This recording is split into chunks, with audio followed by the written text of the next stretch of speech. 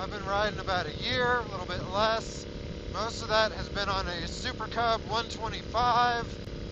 So please be kind as far as my riding skills. I'm trying to keep it within my limits of what I'm comfortable on. This is a beautiful little ride. Yee yee!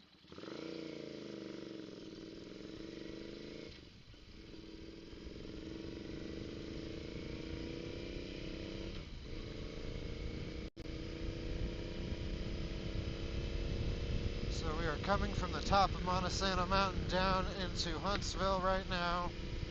It's one of my favorite little rides.